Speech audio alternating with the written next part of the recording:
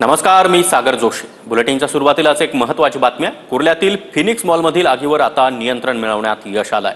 Short सर्किटमुळे मॉलमधील food प्लाझामध्ये आग लागल्याची माहिती मिळालेली होती। फिनिक्स मॉलमधून सर्व नागरिकांना बाहेर काढण्यात आलेलं आहे। अग्निशमन दल त्याचबरोबर पोलीस देखील तत्काळ घटनास्थळी दाखल झाले आणि आगीवर नियंत्रण मिळवण्यात आता अग्निशमन दलाला यश आलंय। दरम्यान खबरदारी म्हणून संपूर्ण मॉल रिकामा करण्यात आलेला होता।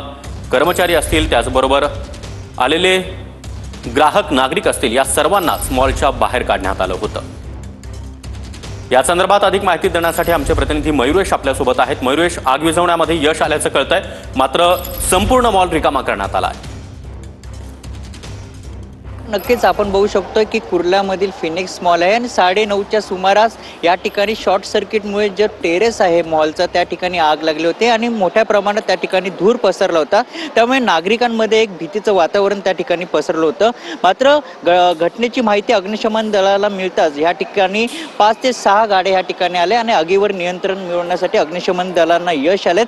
मात्र आपण जर बघितलं संपूर्ण मॉल जो आहे, कारण की मोठ्या प्रमाणात नागरिकांची वर्दळ ह्या मॉलमध्ये असते आणि संपूर्ण मॉल हा खबरदारी म्हणून हा पूर्ण खाली करण्यात आला। मोठा पोलिसांचा बंदोबस्त या ठिकाणी लावला आहे। आपण बघू शकतो की हाच तो मॉल आहे आणि ह्या मॉलमध्ये 9:30च्या सुमारास या ठिकाणी ही आग लागली होती आणि आता संपूर्ण मॉल हा खाली करून जे नागरिक होते त्यांना धुराचा त्रास झाला, त्या नागरिकांना देखील या ठिकाणी खाली उतरण्यात अग्निशमन दलांना यश आलेत। मात्र आता मॉल संपूर्ण खाली करण्यात आला आहे। खबरदारी म्हणून या ठिकाणी पोलिसांचा बंदोबस्त देखील या ठिकाणी लावण्यात आलाय। शॉर्ट सर्किटमुळे ही आग लागल्याची माहिती आपल्यापर्यंत येते।